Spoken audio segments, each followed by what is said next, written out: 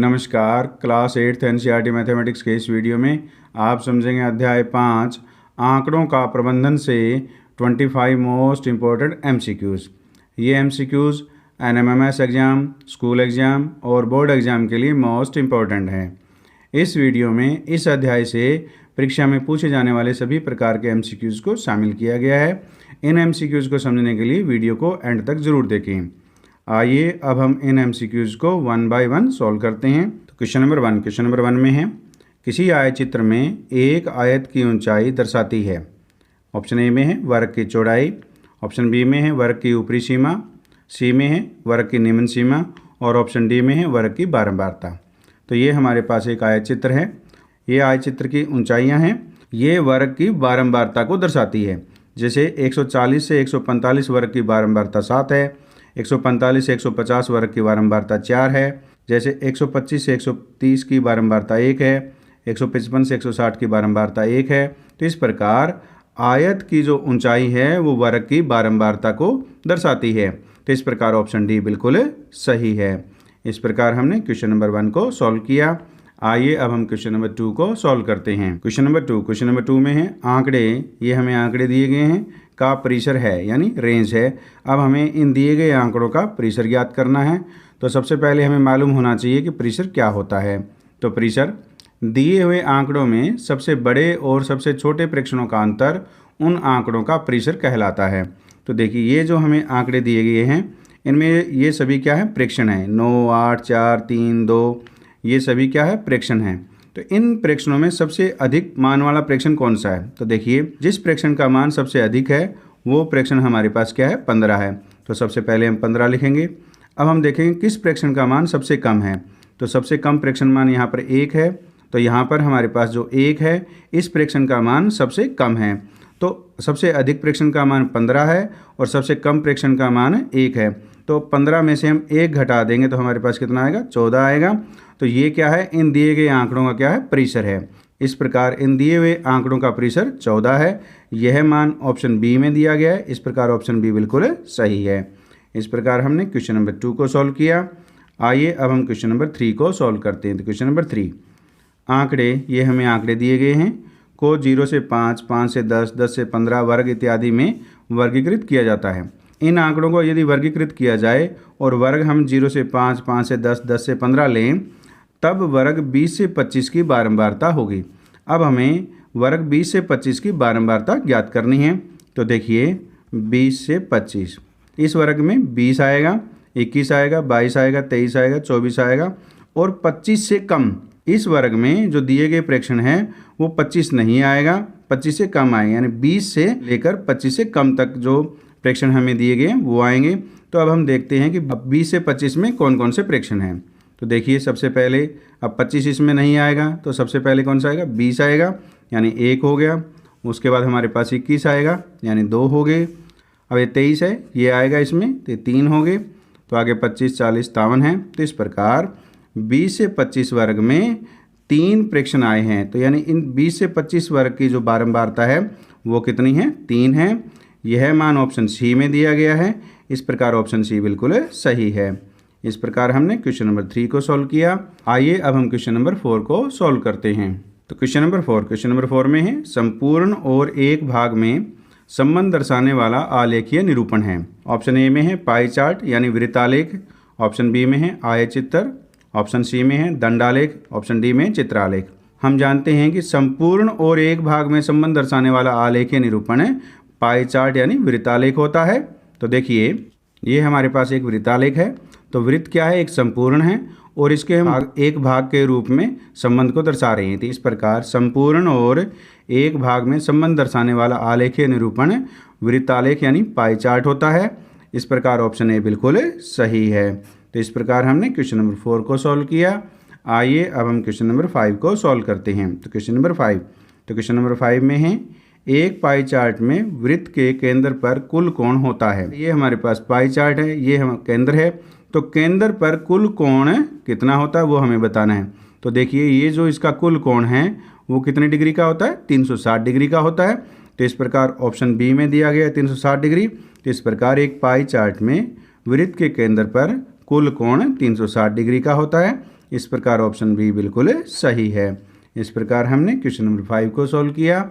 आइए अब हम क्वेश्चन नंबर 6 को सॉल्व करते हैं। क्वेश्चन नंबर 6 में है, आंकड़ों के दो समूहों को एक साथ दर्शाने वाला आलेख होता है। ऑप्शन ए में है चित्रालेख, ऑप्शन बी में है आयचित्र, ऑप्शन सी में है पाई चार्ट, ऑप्शन डी में है द्विदंड आलेख। आंकड़ों को दो समूहों को एक साथ दर्शाने वाला आलेख है द्विदंड आलेख होता है। तो देखिए ये हमारे पास एक द्विदंड आलेख है, इसमें आंकड़ों को दो समूहों में एक साथ दर्शाया गया है। तो यानी ये दो जो दंड हैं वो एक साथ इसमें दर्शाए गए हैं। इस द्विदंड आलेख में एक विद्यार्थी द्वारा 2005-06 और 2006-07 में प्राप्त किए गए अंकों की तुलना की गई है। तो इस प्रकार आंकड़ों के दो समूहों में एक साथ दर्शाने के लिए हम द्विदंड आलेख का प्रयोग करते हैं। यानी द्विदंड आलेख से अर्थ है कि दो दंड हम इसमें इकट्ठे बनाते हैं। तो ये जो दंड है ये 2005-06 के लिए है, ये जो दंड है ये 2006-07 को दर्शाता है। एक विद्यार्थी द्वारा प्राप्त किए गए अंक, गणित में 2005-06 के अंदर उसने 30 अंक प्राप्त किए और 2006-07 में उसने 60 अंक प्राप्त किए। इस प्रकार आंकड़ों को दो समूहों में एक साथ दर्शाने वाला आलेख है द्विदंड आलेख होता है। तो इस प्रकार ऑप्शन डी बिल्कुल सही है।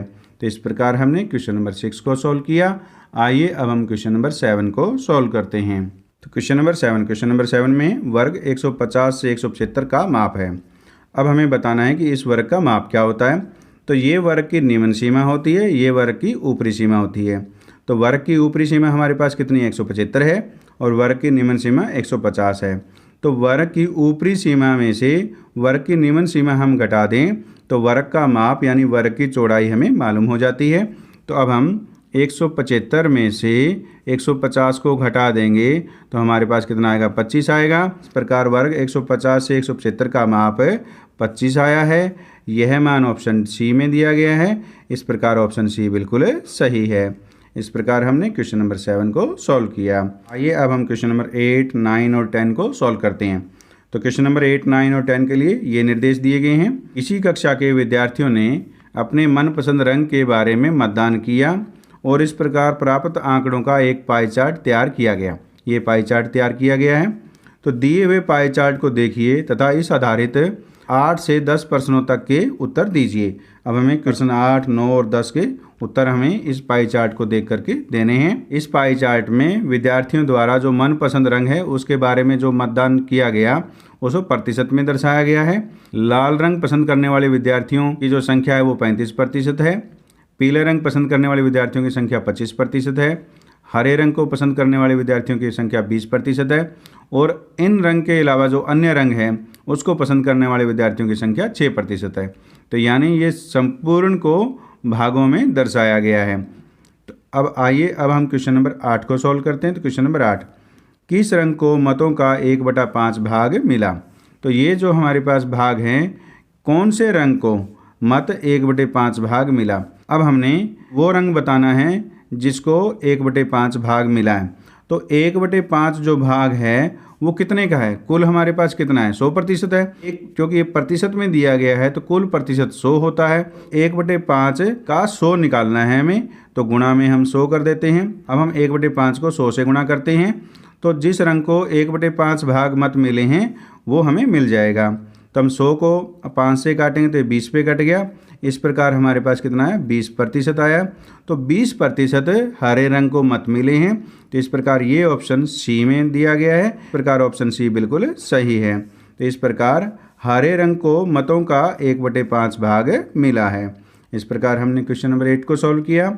आइए अब हम क्वेश्चन नंबर 9 को सॉल्व करते हैं। तो क्वेश्चन नंबर 9, यदि कुल 400 विद्यार्थियों ने मतदान किया, यानी जो मतदान करने वाले विद्यार्थियों की कुल जो संख्या है वो 400 है, तो कितने विद्यार्थियों ने अपने पसंद रंग अन्य को मत दिया। तो ये अन्य को कितने प्रतिशत मत दिया है, 6%। तो अब हमें इन विद्यार्थियों की संख्या ज्ञात करनी है। तो देखिए अन्य के लिए प्रतिशत कितना है, 6% है। तो इसको 6% को हम लिखते हैं 6/100 लिखते हैं। 6% का अर्थ है कि कुल का 6 भाग है। तो कुल हमारे पास 100% है, अन्य को मत मिले हैं 6%। इस प्रकार 6% को हम लिखेंगे 6/100। तो 6/100 है वो कुल कितने विद्यार्थी हैं, हमारे पास 400 है। तो इसको हम 400 से गुणा कर देते हैं। अब हम इनको हल करेंगे, अन्य रंग को पसंद करने वाले विद्यार्थियों की संख्या हमें मालूम हो जाएगी।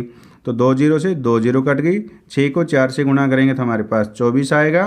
तो इस प्रकार 24 विद्यार्थी अन्य रंग को पसंद करते हैं। तो यह मान ऑप्शन सी में दिया गया है।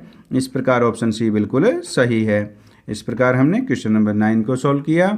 आइए अब हम क्वेश्चन नंबर 10 को सॉल्व करते हैं। तो क्वेश्चन नंबर 10 में है लाल रंग को दर्शाने वाले त्रिज्यीय खंड का केंद्रीय कोण है। अब हमारे पास ये लाल रंग है। इस लाल रंग को दर्शाने वाला जो ये केंद्रीय कोण है, इस कोण का हमें मान ज्ञात करना है। जब हमें ये जो पाई चार्ट में प्रतिशत दिया गया हो और हमें केंद्रीय कोण ज्ञात करना हो तो इसको हम इस प्रकार ज्ञात करेंगे। तो लाल रंग के लिए प्रतिशत कितना है? 35 है। तो 35% को हम लिखेंगे 35/100 लिखेंगे। अब हमारे पास है ये 35%, ये कुल का भाग 35/100 आ गया। और कुल जो केंद्रीय कोण है वो कितने डिग्री का होता है? 360 डिग्री का होता है। तो इसको गुणा 360 डिग्री से कर दीजिए। अब हम इसको 360 डिग्री से गुणा कर देंगे तो हमें लाल रंग को दर्शाने वाले त्रिज्यीय खंड का केंद्रीय कोण मालूम हो जाएगा। अब हम इसको हल करते हैं।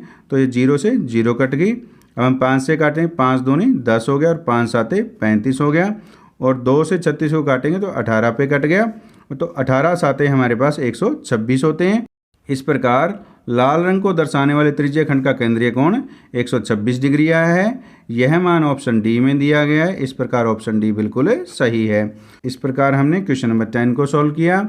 आइए अब हम क्वेश्चन नंबर 11 को सॉल्व करते हैं। तो क्वेश्चन नंबर 11 में है एक सिक्के को 200 बार उछाला जाता है तथा इसमें चित्त 120 बार आता है। इस प्रयोग में एक चित्त आने की प्रायिकता है। अब हमें चित्त आने की प्रायिकता ज्ञात करनी है। सबसे पहले हमें मालूम होना चाहिए कि प्रायिकता हम किस प्रकार ज्ञात करते हैं।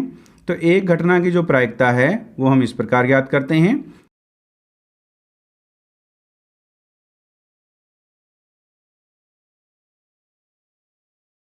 यदि हमें एक घटना की प्रायिकता ज्ञात करनी है तो इसका सूत्र होता है घटना को बनाने वाले परिणामों की संख्या बटे में प्रयोग के परिणामों की कुल संख्या। सबसे पहले हम देखते हैं कि प्रयोग क्या है। प्रयोग हमारे पास है एक सिक्के को उछालना। तो एक सिक्के को हम 200 बार उछाल रहे हैं। इस प्रकार प्रयोग के परिणामों की कुल संख्या 200 हो गई है। और जो घटना हमारे पास क्या है? घटना है चित्त आने की। और चित्त कितने बार आए? 120 बार आए। तो इस प्रकार घटना को बनाने वाले परिणामों की संख्या कितनी होगी? 120 होगी। तो इस प्रकार एक चित्त आने की प्रायिकता जो हमारे पास क्या हो जाएगी? तो घटना को बनाने वाले परिणामों की संख्या कितनी है? 120 है। तो इस प्रकार 120 हो गया बटे में प्रयोग के परिणामों की कुल संख्या। तो सिक्के को हमने कितनी बार उछाला? 200 बार उछाला। तो बटे में हमारे पास 200 हो गया। अब हम इसको हल करते हैं। 0 से 0 का कट गया। अब हम 4 से काटते हैं। 4 3 12 हो गया और 4 5 20 हो गया। तो इस प्रकार ये 3/5 आया है। तो इस प्रकार एक चित्त आने की प्रायिकता 3/5 है। यह मान ऑप्शन बी में दिया गया है। इस प्रकार ऑप्शन बी बिल्कुल सही है। तो इस प्रकार किसी भी घटना की प्रायिकता हमें ज्ञात करनी हो तो घटना को बनाने वाले परिणामों की संख्या को प्रयोग के परिणामों की कुल संख्या से भाग दे देंगे तो हमें उस घटना की प्रायिकता मालूम हो जाती है। इस प्रकार हमने क्वेश्चन नंबर 11 को सॉल्व किया। आइए अब हम क्वेश्चन नंबर 12 को सॉल्व करते हैं। तो क्वेश्चन नंबर 12 में है एक पासे को फेंकने पर एक अभाज्य संख्या होने की प्रायिकता है। तो देखिए अब हमें एक पासे को फेंकने पर अभाज्य संख्या प्राप्त हो इसकी प्रायिकता हमें ज्ञात करनी है। तो हम प्रयोग कर रहे हैं, एक पासे को फेंक रहे हैं। तो एक पासे को फेंकने पर हमें परिणाम क्या क्या मिलते हैं? देखिए पासे के 6 फलक होते हैं। 6 फलकों के ऊपर है जो डॉट लगे होते हैं। 1 डॉट लगा होता है, 2 डॉट लगे होते हैं, 3 होते हैं, 4 होते हैं, 5 होते हैं और 6 होते हैं। तो इनमें से कोई भी फलक आ जाए तो 1 आ सकता है, 2 आ सकता है, 3 आ सकता है, 4 आ सकता है, 5 आ सकता है, 6 आ सकता है। इस प्रकार एक पासे को फेंकने पर इन संख्याओं में कोई भी आ सकता है। तो इस प्रकार कुल परिणाम हमारे पास कितने हो गए? ये कितने? 6 हैं। प्रकार प्रयोग के परिणामों की कुल संख्या हमारे पास 6 है। अब घटना हमारे पास अभाज्य संख्या है। अभाज्य संख्या घटना को बनाने वाले परिणामों की संख्या कौन कौन सी है? तो अभाज्य संख्या कौन सी होती है? 2 होती है, 3 होती है और 5 होती है। तो इस प्रकार अभाज्य संख्याएं हमारे पास है, इसमें 3 है। तो इस प्रकार अभाज्य संख्या घटना को बनाने वाले परिणामों की संख्या कितनी है? 3 है। अब हम एक पासे को फेंकने पर एक अभाज्य संख्या प्राप्त होने की प्रायिकता ज्ञात करते हैं। तो बराबर तो देखिए घटना को बनाने वाले परिणामों की संख्या कितनी है, 3 है, यानी अभाज्य संख्या इसमें 3 है, तो 3 बटे प्रयोग के परिणामों की कुल संख्या वो हमारे पास कितनी 6 है, तो 6 से भाग दे देंगे। अब हम इसको हल करते हैं, 3 से 6 को काटेंगे तो 2 पे कट गया, इस प्रकार ये 1/2 आया है। इस प्रकार एक पासे को फेंकने पर एक अभाज्य संख्या प्राप्त होने की प्रायिकता 1/2 है। यह मान ऑप्शन सी में दिया गया है। इस प्रकार ऑप्शन सी बिल्कुल सही है। इस प्रकार हमने क्वेश्चन नंबर 12 को सॉल्व किया। आइए अब हम क्वेश्चन नंबर 13 को सॉल्व करते हैं। तो क्वेश्चन नंबर 13, एक पासे को एक बार फेंकने पर संख्या 7 प्राप्त करने की प्रायिकता है। तो देखिए जब हम एक पासे को एक बार फेंकते हैं तो क्या अंक 7 आता है? नहीं। देखिए एक पासे को फेंकने पर हमें जो कुल परिणाम मिलते हैं वो कितने मिलते हैं? ये मिलते हैं 1 से लेकर 6 मिलते हैं। तो परिणामों की संख्या तो 6 होगी और घटना को बनाने वाले परिणामों की संख्या यानी 7 प्राप्त हो, 7 तो इसमें है ही नहीं, तो घटना को बनाने वाले परिणामों की संख्या कितनी होगी? 0 हो गई है। और बटे में परिणामों की कुल संख्या वो कितने हमारे पास 6 है, तो 0/6 कर देंगे तो हमारे पास कितना आ गया? 0 आ गया। यह मान ऑप्शन डी में दिया गया है। इस प्रकार ऑप्शन डी बिल्कुल सही है। इस प्रकार असंभव घटना की प्रायिकता हमेशा 0 होती है क्योंकि ये घटना घटित ही नहीं होती। तो इस प्रकार यदि आपसे क्वेश्चन में ऐसे पूछा जाए कि असंभव घटना घटने की प्रायिकता क्या होगी, तो असंभव घटना घटने की प्रायिकता हमेशा 0 होती है यानी 0 होती है। तो इस प्रकार हमने क्वेश्चन नंबर 13 को सॉल्व किया। आइए अब हम क्वेश्चन नंबर 14 को सॉल्व करते हैं। तो क्वेश्चन नंबर 14, नीचे दिया गया पाई चार्ट, ये हमें एक पाई चार्ट दिया गया है। किसी विद्यार्थी द्वारा एक परीक्षा में विभिन्न विषयों में प्राप्त किए गए अंकों को दर्शाता है। तो ये हमारे पास विभिन्न विषय हैं, हिंदी, अंग्रेजी, विज्ञान, सामाजिक विज्ञान और गणित। इन विषयों में जो अंक प्राप्त किए गए हैं उनको पाई चार्ट के द्वारा दर्शाया गया है। यदि उसके द्वारा कुल प्राप्त अंक कितने 540 थे, यानी कुल प्राप्त अंक 540 थे, तो किस विषय में विद्यार्थी ने 105 अंक प्राप्त किए। अब हमने बताना है कि वो कौन सा विषय है जिसमें 105 अंक प्राप्त किए गए हैं। तो इसको हम इस प्रकार हल करेंगे। तो अब हम 105 का 540 से भाग ज्ञात करते हैं। तो यानी 105 को हम 540 से भाग दे देते हैं और कुल अंक कितने हैं हमारे पास? 540 हैं। तो ये भाग जो है वो किसका है? 360 डिग्री का है। वृत्त का जो केंद्रीय कोण होता है वो 360 डिग्री का होता है। इस प्रकार ये जो हमारे पास है जिस विषय में 105 अंक प्राप्त किए हैं ये उसका भाग आ गया है। तो ये भाग हमारे पास किसका है? 360 डिग्री का है, क्योंकि पाई चार्ट के केंद्रीय कोण का मान है 360 डिग्री होता है।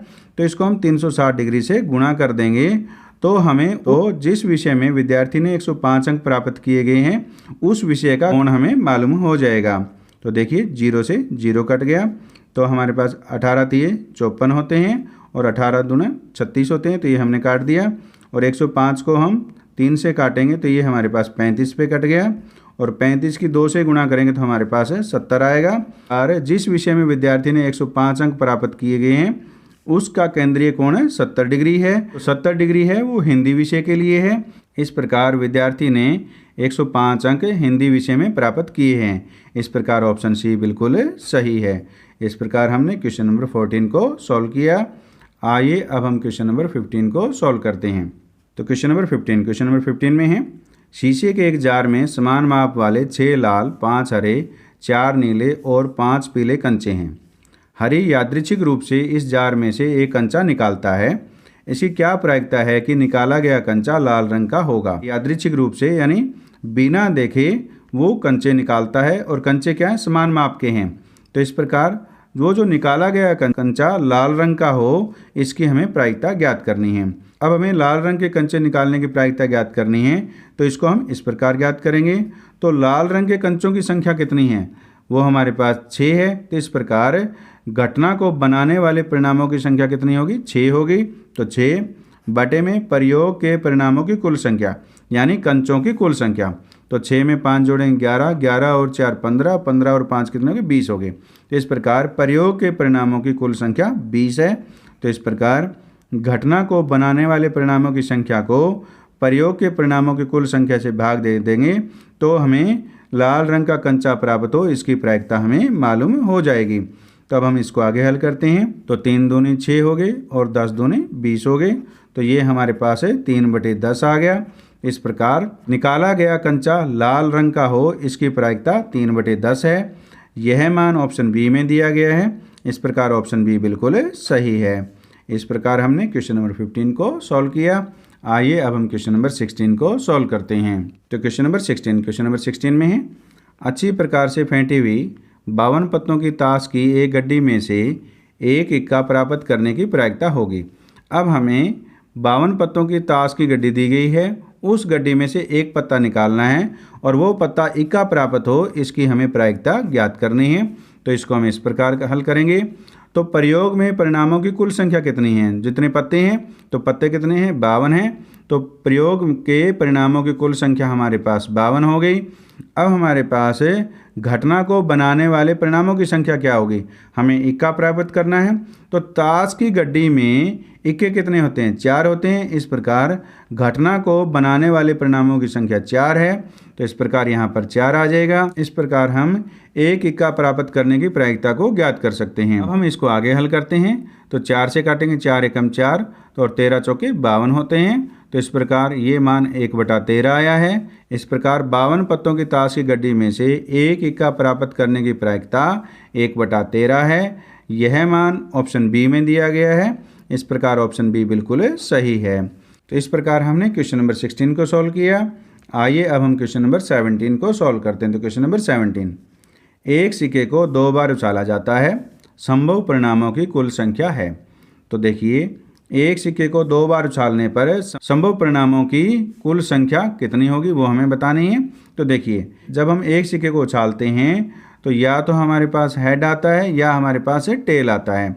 यानी एक सिक्के को एक बार उछालने पर परिणामों की संख्या 2 होती है, यानी 2 की पावर 1 होती है। अब हमारे पास सिक्के को हमने 2 बार उछालना है। तो जब हम 2 बार उछालेंगे तो परिणाम क्या क्या आएंगे? देखिए, पहले हेड आ सकता है तो दूसरे में भी हेड आ सकता है।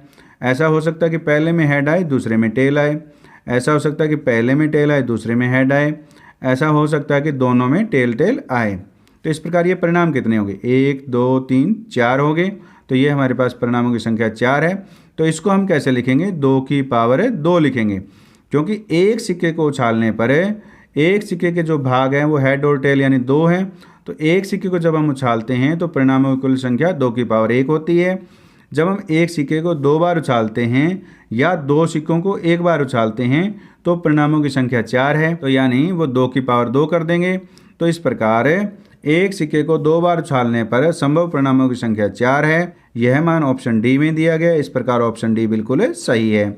इसको विस्तार से समझने के लिए हम आगे वाला क्वेश्चन हल करते हैं। तो क्वेश्चन नंबर 18, एक सिक्के को 3 बार उछाला जाता है, संभव परिणामों की कुल संख्या होगी। जब हमने एक सिक्के को 1 बार उछाला तो परिणामों की संख्या 2 की पावर 1 आई। जब हमने एक सिक्के को 2 बार उछाला तो परिणामों की संख्या 2 की पावर 2 आई। अब हम एक सिक्के को 3 बार उछाल रहे हैं तो परिणामों की जो कुल संख्या है वो 2 की पावर 3 आएगी। ये इसका सूत्र है। तो 2 की पावर 3 कितने होते हैं? 8 होते हैं। तो इस प्रकार एक सिक्के को 3 बार उछालने पर संभव परिणामों की संख्या 8 होगी। अब हम इसके संभव परिणामों को बना करके देखते हैं कि कौन कौन से परिणाम आते हैं। तो देखिए, तो जब हम एक सिक्के को 3 बार उछालें या 3 सिक्के को 1 बार उछालें तो परिणाम ये होंगे। हो सकता है कि तीनों में हेड आए, हो सकता है कि एक इन 2 हेड आए और एक टेल आए। तीसरे नंबर पर आया है, ये टेल दूसरे नंबर पर आ सकता है, ये टेल पहले नंबर पर आ सकता है। अब ऐसा हो सकता है कि एक हेड आए और 2 टेल आए। तो जैसे हेड ये पहले स्थान पर है तो ये हेड दूसरे स्थान पर आ सकता है, और या जो ये हेड है वो तीसरे स्थान पर आ सकता है। अब हमारे पास है तीनों टेल आ सकते हैं। तो ये हमारे पास है तीनों टेल आ गए। तो ये हमारे पास है एक सिक्के को 3 बार उछालने पर संभव परिणाम है।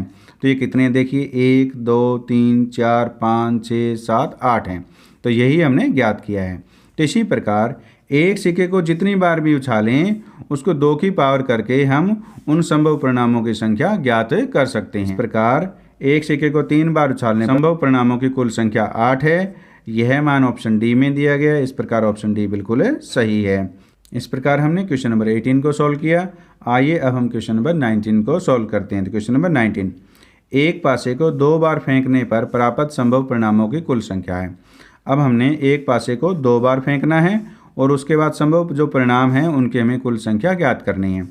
तो हमें मालूम है कि एक पासे को एक बार फेंकने पर परिणाम हमारे पास क्या आते हैं, 1 2 3 4 5 6 आते हैं, क्योंकि एक पासे के 6 फलक होते हैं और 6 फलकों पर 1 dot 2 dot 3 dot 4 dot 5 dot और 6 डॉट बने होते हैं।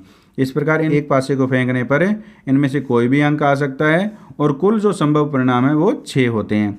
तो 6 को हम क्या लिखेंगे, 6 की पावर 1 लिखेंगे। एक पासे को एक बार फेंकने पर हमारे पास परिणाम 6 होते हैं, इसको हम 6 की पावर 1 लिखेंगे, जैसा हमने क्वेश्चन नंबर 17-18 में किया है। अब एक पासे को 2 बार फेंकना है, तो हमारे पास जो प्राप्त संभव परिणाम में कुल संख्या क्या होगी, 6 की पावर 2 होगी। तो इस प्रकार एक पासे को 2 बार फेंकने पर संभव परिणामों की संख्या 6 की पावर 2 होगी। तो हमारे पास कितने आ जाएंगे, 6 की पावर 2 कितना होता है, यानी 6 का वर्ग 36 होता है। तो इस प्रकार एक पासे को 2 बार फेंकने पर प्राप्त परिणामों की संख्या 36 है। यह मान ऑप्शन सी में दिया गया है।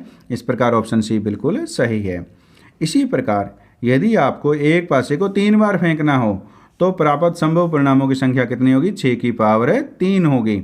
यानी जितनी बार फेंका जाए उतनी 6 की पावर कर दीजिए तो हमें संभव परिणामों की कुल संख्या मालूम हो जाती है। तो इस प्रकार हमने क्वेश्चन नंबर 19 को सॉल्व किया। आइए अब हम क्वेश्चन नंबर 20 को सॉल्व करते हैं। तो क्वेश्चन नंबर 20 में निम्न में से प्रायिकता हो सकती है। तो ये हमारे पास ऑप्शन ए में दिया गया 3/2, बी में दिया गया -2/3 और सी में दिया गया 1/2 और डी में दिया गया 5/2। तो किसी भी घटना घटने की जो प्रायिकता होती है वो 0 से 1 तक होती है, यानी 0 से लेकर 1 तक प्रायिकता होती है। तो इस प्रकार ये 3/2 है। 3/2 क्या है, 1 से बड़ा है, क्यों 3/2 को जब हम हल करेंगे तो ये 1.5 आएगा, यानी ये जो मान है वो 1 से बड़ा है। तो ये किसी भी घटना की प्रायिकता नहीं हो सकती। और ये नेगेटिव में यानी ऋणात्मक 2/3 दिया गया है, तो किसी भी घटना घटने की प्रायिकता ऋणात्मक नहीं होती। ऑप्शन सी में दिया गया 1/2। तो 1/2 क्या 0 और 1 के बीच में है। इस प्रकार ऑप्शन सी में जो दिया गया मान 1/2 है वो प्रायिकता हो सकती है। तो इस प्रकार ऑप्शन सी बिल्कुल सही है। अब हम ऑप्शन डी में देखते हैं। ऑप्शन डी में है 5/2। इसको हल करेंगे तो ये 2.5 आएगा। तो इस प्रकार 5/2 भी किसी घटना घटने की प्रायिकता नहीं हो सकती। इस प्रकार किसी भी घटना घटने की जो प्रायिकता है और उसका मान 0 से लेकर 1 तक है तो वो उस घटना घटने की प्रायिकता होती है। यदि वो मान 0 से छोटा यानी ऋणात्मक है तो वो किसी भी घटना घटने की प्रायिकता नहीं होती। और अगर 1 से बड़ा है तो भी वो किसी भी घटना घटने की प्रायिकता नहीं होती। और 0 जो यदि किसी घटना घटने की प्रायिकता 0 आए तो 0 असंभव घटना घटने की प्रायिकता होती है। यानी कोई घटना अगर असंभव है यानी जो घटित नहीं हो सकती उसकी प्रायिकता हमेशा 0 होती है। और संभव घटना की प्रायिकता यानी वो घटित होगी ही होगी तो उस घटना की प्रायिकता हमेशा 1 होती है। यदि आपसे ऐसा पूछा जाए कि संभव घटना घटने की प्रायिकता कितनी होती है तो 1 होती है और असंभव घटना घटने की प्रायिकता हमेशा 0 होती है। और इसी प्रकार यदि आपको प्रतिशत में दिया गया हो तो 0% से 100% तक किसी भी घटना घटने की प्रायिकता होती है। क्योंकि कोई भी प्रतिशत हो उसको हम भिन्न के रूप में लिखते हैं। जैसे हमारे पास 70% है तो 70% का अर्थ क्या है, 70/100 होता है। तो अब इसको काटेंगे तो ये कितना आ गया, 7/10 आ गया। तो 7/10 क्या है, 0 और 1 के बीच में होती है। तो इस प्रकार अगर भिन्न में हो तो वो 0 से लेकर के 1 तक होनी चाहिए। और अगर प्रतिशत में है तो 0 से लेकर 100% तक कोई भी मान है तो वो किसी भी घटना घटने की प्रायिकता हो सकती है। तो इस प्रकार हमने क्वेश्चन नंबर 20 को सॉल्व किया। आइए अब हम क्वेश्चन नंबर 21 को सॉल्व करते हैं। तो क्वेश्चन नंबर 21, 540 अंकों के लिए केंद्रीय कोण 360 डिग्री है, अतः 120 अंकों के लिए केंद्रीय कोण होगा। अब हमारे पास कुल अंक कितने दिए गए हैं, 540, और हमें 120 अंक के लिए केंद्रीय कोण ज्ञात करना है। तो इसको हम इस प्रकार ज्ञात करेंगे। तो 120 बटे हम क्या कर देंगे, जो कुल अंक है, कुल अंक कितने हैं 540। तो ये हमारे पास है 120 बटे 540 करने पर 120 का 360 डिग्री का भाग आ जाता है। अब हम इसको 360 डिग्री से गुणा कर देंगे। तो इस प्रकार इसको हल करने पर जो मान आएगा वो 120 अंकों के लिए केंद्रीय कोण का मान होगा। तो इसको हल करते हैं तो 0 से 0 कट गया, 18 × 3 = 54 और 18 × 2 = 36 हो गया। 120 को हम 3 से काटेंगे, ये 40 पे कट गया और 40 की हम 2 से गुणा करेंगे तो हमारे पास 80 डिग्री आ गया। तो इस प्रकार जब कुल अंकों की संख्या 540 हो तो 120 अंकों के लिए केंद्रीय कोण 80 डिग्री होगा। यह मान ऑप्शन बी में दिया गया है। इस प्रकार ऑप्शन बी बिल्कुल सही है। इस प्रकार हमने क्वेश्चन नंबर 21 को सॉल्व किया। आइए अब हम क्वेश्चन नंबर 22 को सॉल्व करते हैं। तो क्वेश्चन नंबर 22 में है निम्नलिखित संख्याओं का बहुलक क्या होगा। अब हमें ये जो आंकड़े दिए गए हैं, अब हमें बताना है कि इन आंकड़ों में बहुलक क्या है। तो ये जो प्रेक्षणों के मान दिए गए हैं, तो हमारे पास 2 2 2 2 3 3 4 5 5 5 6 6 8। अब हम देखें ये जो प्रेक्षण है, जो प्रेक्षण सबसे अधिक बार आता है, यानी जिस प्रेक्षण की बारंबारता सबसे अधिक होती है वो दिए गए आंकड़ों का बहुलक होता है। तो अब हम देख रहे हैं 2 कितनी बार आ रहा है, इसमें 2 आ रहा है, 4 बार आ रहा है, 3 इसमें 2 बार आ रहा है और 5 इसमें कितनी बार आ रहा है, 3 बार आ रहा है। तो यानी जो प्रेक्षण 2 है इसकी बारंबारता कितनी है, 4 है, जो सबसे अधिकतम है। इस प्रकार इन संख्याओं का जो बहुलक है वो क्या है, संख्या 2 है। तो इस प्रकार ये मान ऑप्शन सी में दिया गया है। इस प्रकार ऑप्शन सी बिल्कुल सही है कि निम्नलिखित संख्याओं का बहुलक क्या है, 2 है। जो संख्या सबसे ज़्यादा बार आए वो दी गई संख्याओं का बहुलक होता है। इस प्रकार हमने क्वेश्चन नंबर 22 को सॉल्व किया। आइए अब हम क्वेश्चन नंबर 23 को सॉल्व करते हैं। तो क्वेश्चन नंबर 23, प्रथम 10 प्राकृत संख्याओं का माध्य होगा। अब हमें 10 प्राकृत संख्याओं का माध्य ज्ञात करना है। जब भी हमें किन्हीं संख्याओं का माध्य ज्ञात करना हो तो उन संख्याओं को जोड़ करके उन संख्याओं की संख्या से भाग दे दें तो हमें माध्य मालूम हो जाता है। तो देखिए अब हम 10 प्राकृत संख्याओं का माध्य ज्ञात कर रहे हैं, तो इसको हम इस प्रकार हल करेंगे। माध्य, तो अब हमारे पास प्राकृत संख्याएं कितनी है, 10 है। तो पहली प्राकृत संख्या कौन सी होती है, 1। 1 में हम 2 जोड़ेंगे, तो 1 से लेकर के जो 10 प्राकृत संख्याएं हैं उनको हमने जोड़ना है। जो प्रथम 10 प्राकृत संख्याएं हैं वो 1 से 10 तक होती हैं। इन सभी संख्याओं का हमने योग के रूप में लिखा। अब ये संख्याएं हैं कितनी, 10 हैं, तो 10 से भाग दे देंगे, यानी संख्याओं का योग बटे संख्याओं की संख्या से भाग दे दें तो हमें माध्य मालूम हो जाता है। अब हम इनको आगे हल करते हैं। तो देखिए 1 में 2 जोड़ेंगे 3, 3 और 3 6, 6 और 4 10 और 5 15 और 6 21 और 7 28 और 8 36 और 9 45 और 10 55 हो गए। यानी इन सभी संख्याओं का योग जो है वो 55 है और इन सभी संख्याओं की संख्या कितनी है, 10 है, तो हमने 10 से भाग दे देंगे। अब इसको आगे हल करते हैं तो दशमलव लगा देते हैं। तो ये हमारे पास क्योंकि 0 1 है तो 1 अंक के बाद दशमलव लगेगा, तो ये आ गया 5.5। इस प्रकार प्रथम 10 प्राकृत संख्याओं का माध्य 5.5 है। यह मान ऑप्शन सी में दिया गया है। इस प्रकार ऑप्शन सी बिल्कुल सही है। अब आपको किसी भी प्रकार की संख्याएं दी गई हो और उनका माध्य ज्ञात करना हो तो सबसे पहले उन संख्याओं का योग कर लीजिए और जितनी वो संख्याएं हों उससे भाग दे दीजिए। उसको हल करने पर जो परिणाम होगा वो उन संख्याओं का माध्य होगा। तो इस प्रकार हमने क्वेश्चन नंबर 23 को सॉल्व किया। आइए अब हम क्वेश्चन नंबर 24 को सॉल्व करते हैं। तो क्वेश्चन नंबर 24, तो ये हमारे पास संख्याएं दी गई है का माध्यक है। अब हमें इनका माध्य ज्ञात करना है। तो सबसे पहले जो दी गई संख्याएं होती हैं इनको प्रेक्षण भी बोलते हैं। तो ये जो प्रेक्षण हैं इन प्रेक्षण को आपने आरोही या अवरोही क्रम में लिखना होता है। तो यानी या तो बढ़ते क्रम में लिखो या घटते क्रम में लिखो। अब हम इनको बढ़ते क्रम में लिखते हैं। तो सबसे जो छोटा मान है वो हमारे पास है 8.48 है, तो इसको सबसे पहले लिखेंगे 8.48। इसके बाद हमारे पास 8.5 है, पहले हमने ये लिख लिया। अब हमारे पास क्या आ गया, 8.5 आ गया। अब इसके बाद ये लिख लिया। अब हमारे पास 8.57 है, यहाँ पे 8.54 है। तो ये 8.54 है, ये इससे छोटा है, तो पहले ये आएगा 8.54 आ गया। अब उसके बाद 8.57 आएगा, तो अब इसको लिखेंगे 8.57। अब हमारे पास है 8.64 आएगा, 8.64 हो गया। और इससे बड़ा मान 8.71 है, तो 8.71 हो गया। उसके बाद 8.73 है। तो इस प्रकार हमने दिए गए जो प्रेक्षण हैं इनको हमने बढ़ते क्रम यानी आरोही क्रम में लिख लिया। अब हमारे पास ये प्रेक्षण हैं कितने, 1 2 3 4 5 6 7 हैं, यानी n प्रेक्षणों की संख्या को हम n से डिनोट करते हैं। तो ये हमारे पास 7 है और 7 क्या है, विषम संख्या है।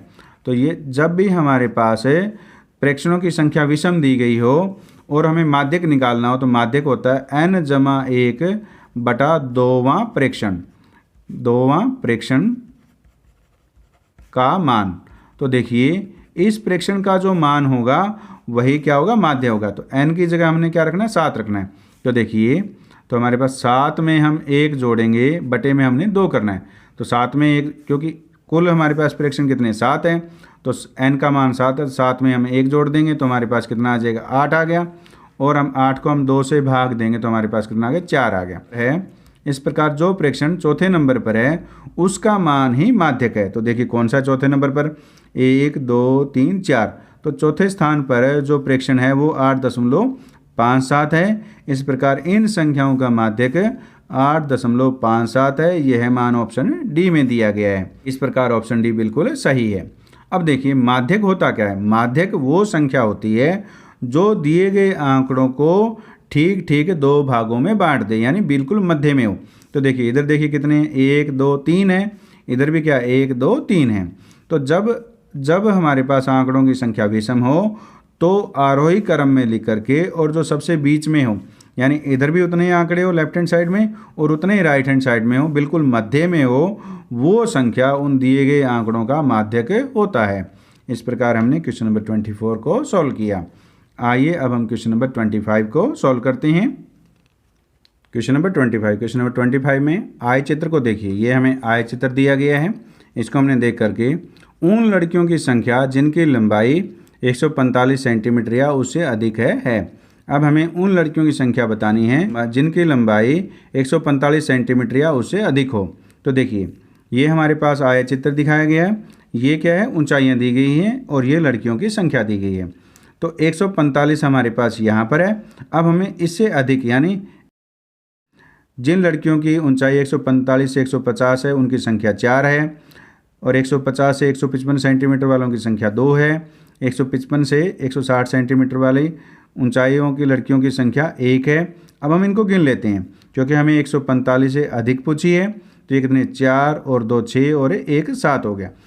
इस प्रकार 7 लड़कियों की ऊंचाई 145 सेंटीमीटर से अधिक है। यह मान ऑप्शन सी में दिया गया है। इस प्रकार ऑप्शन सी बिल्कुल सही है। तो इस प्रकार हमने क्वेश्चन नंबर 25 को सॉल्व किया। उम्मीद है इस वीडियो में समझाए गए सभी MCQs आपको समझ में आए हैं। समझ में आए तो वीडियो को लाइक कीजिए और ऐसे ही वीडियो प्राप्त करने के लिए चैनल को सब्सक्राइब कीजिए और बेल आइकन को प्रेस कर ऑल को सिलेक्ट कीजिए ताकि नए वीडियो आने पर आपको नोटिफिकेशन प्राप्त हो सके। धन्यवाद।